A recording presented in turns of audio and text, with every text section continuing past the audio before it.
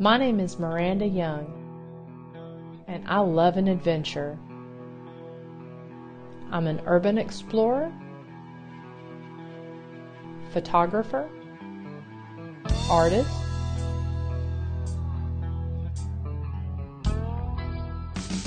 biker chick,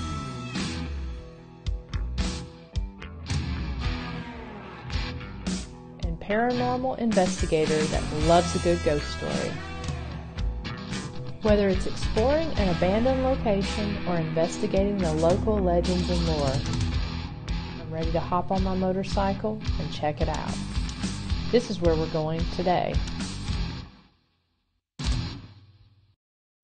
And now, as we continue along our journey to the second annual R.M. Brooks General Store Bike Event, here is the second installment of A Haunting Ride with Ghost Biker.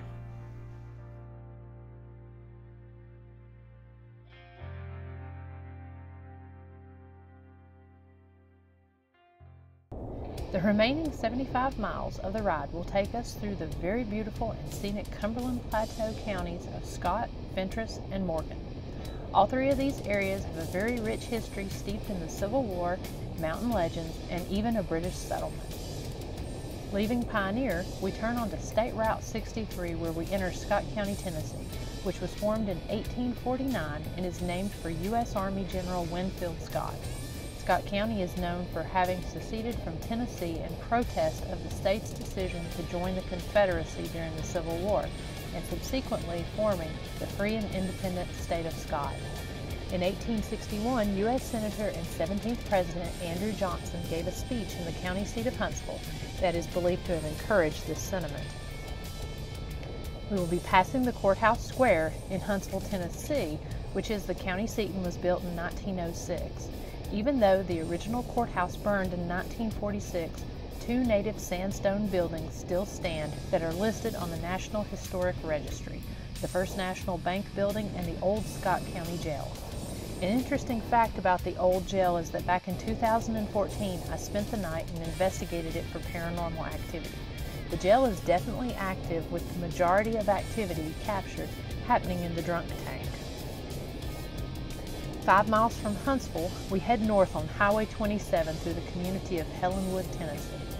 Helenwood was settled as a coal mining community in 1859, and on April 5, 1935, a dynamite explosion literally wiped the town off the map by damaging many homes and businesses.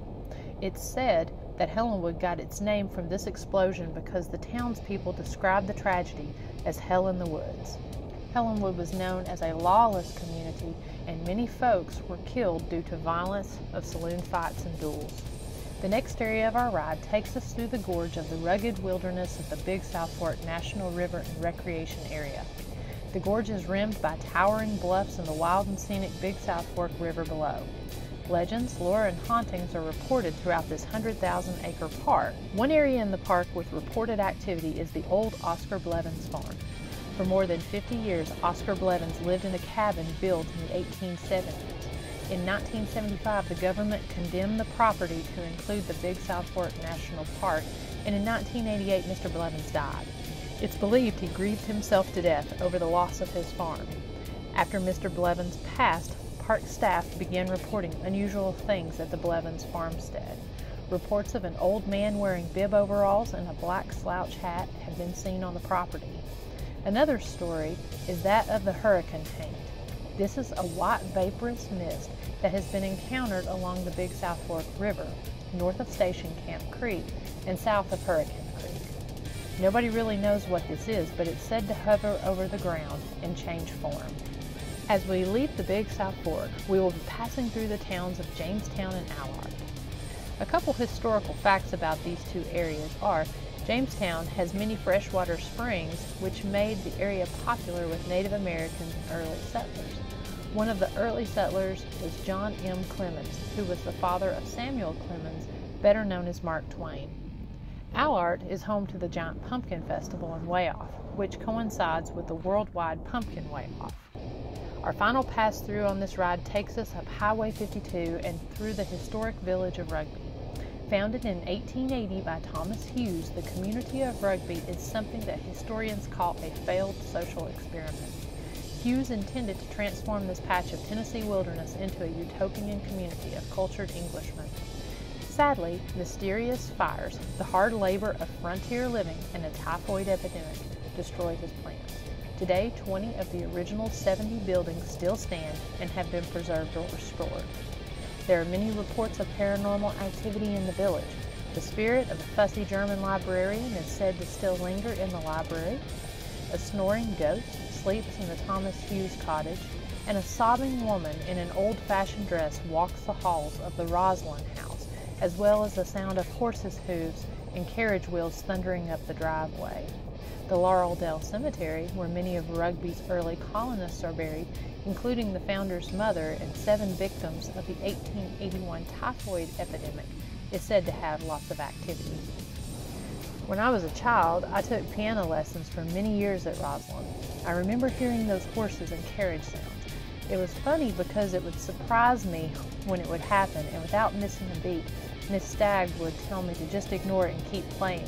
Her response was always, "It happens from time to time."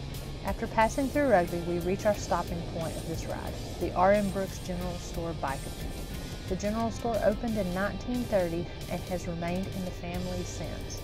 The family wanted to keep it a remaining, typical working general store. I'm looking forward to ending our ride at this historic location and eating one of their Tennessee famous fried bologna sandwiches.